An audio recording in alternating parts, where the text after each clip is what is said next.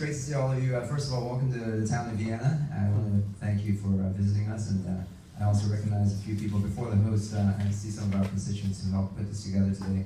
In the back there is Shirley Martin, who is officer of the Ladies Auxiliary of the American Legion Post 180, which we are in. So thank you for letting us have this room once again. Also, I see the former commander of the American Legion Post 180, Ron Patterson, here as well. So thank you for your service to our nation. And I'm sure there are other members of the post here as well, but I want to thank all of you for what you do every single day. Also want to thank my good friend John and Marianne, both of them who I have the distinct honor of representing in the General Assembly as their delegate. They are really the conscience for me, not only of my district, but of Virginia. They and their colleagues on the SALT board, Cure with Carla Peterson here, Bob, of course. Many of you remind us why we do what we do. And as you've heard already from many of my colleagues here, the reason why all of us got into public service, regardless which political aisle or philosophy you belong to, the point is we all want to make a difference in other people's lives. If we wanted to improve our own lives, politics is the last thing we would be doing. Because for $17,000 a year, you don't improve your life very much. But for us, the reason why we do it is to help other people's lives. Sometimes it does it, we do it in a way where we might disagree on the way we do it, but the outcome is always the same, which is improve the quality of life. And I think what you're trying to do, and what all of you, the Vecalao and the Organization Against the Death Penalty, and who else is here? Cure and others, what you're doing is to remind us that for many people who are not in the upper income, who are not in the top 1, 10, 20, 50%, life isn't as easy. And for those folks whose day-to-day existence is difficult, either because of financial situations, or healthcare situations, or mental disability issues, or because of, we just talked about that, Kathleen was very passionate about her work in prisoner rights and prison reentry issues. Whether it's for issues like that, we understand that for many people, they have no place to turn. That even though we might want to, everybody likes to attack the government and the role of government and there's too much taxes, at the end of the day, the government is one of the very, very few places that can throw out that lifesaver for that person. And that, I think, is why what you do every single day, every single year, is so important to all of us. You remind us why at the bottom of the day, the most important core common denominator that all of us are trying to strive for is to improve the people's lives. And just as a side note, I've known Kathleen for a while, and I really respect her and the work that she's doing, and she's doing a fantastic job, and she needs to come back to represent McLean and Great Falls in November. But she mentioned that she had a family member who was spent time behind bars. I've never said this publicly, but I've had not one, but 2 members of my family, immediate family, who spent time behind bars. Not necessarily for criminal reasons, but for political reasons. One happened in Korea, the other happened in Vietnam.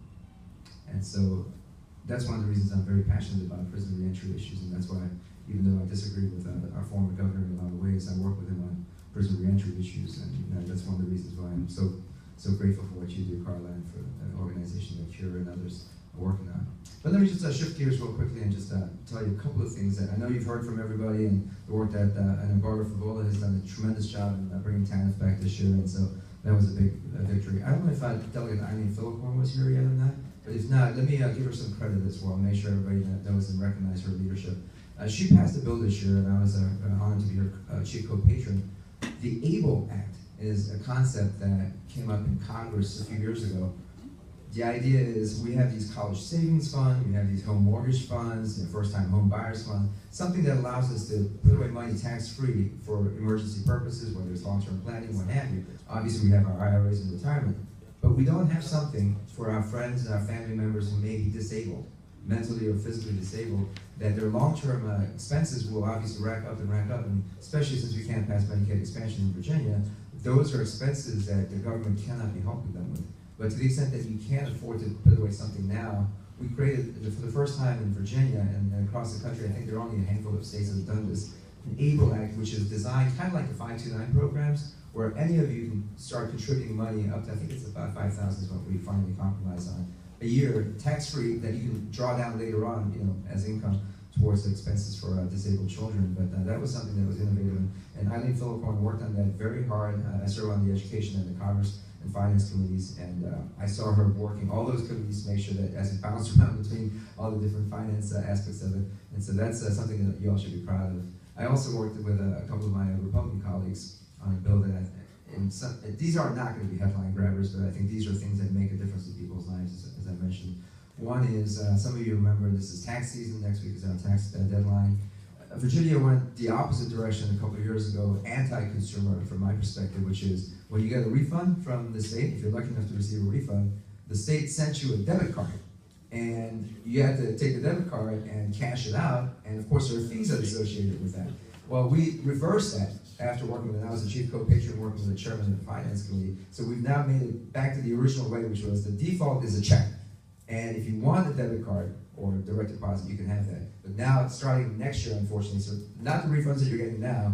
I had a constituent call me the other day saying, hey, I thought you passed the bill on this. I said, yeah, it doesn't go into effect until July, unfortunately. But there's little things like that. And then the final thing I'll mention that I was able to work on was a bill that would increase the means test, the income level test for senior citizens to be able to monitor classes at Virginia colleges and universities without paying tuition.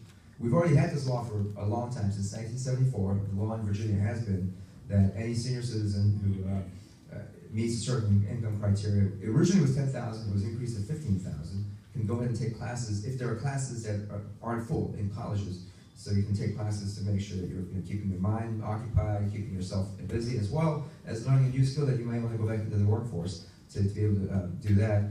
We increased it to $23,850, which is the minimum federal household for four standards. So we've increased now the state means test, which means that more senior citizens, especially up in Northern Virginia, where even if you're really poor, you can still earn more than $15,000 just from various different dividends and such. And so $23,000 gives you a little bit more cushion to be able to take classes. That's the way for some of our older folks who want to go back into the workforce. And old, I mean, I'm 48 now. We're talking 55.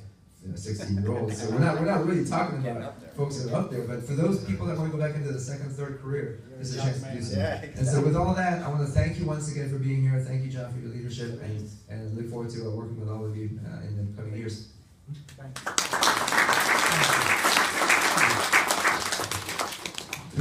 We're very proud of Delegate Mark Keam. He represents us well, and we're especially proud and happy that has a strong interest in prison issues. Those are big. Elise Cleva has recently taken a job with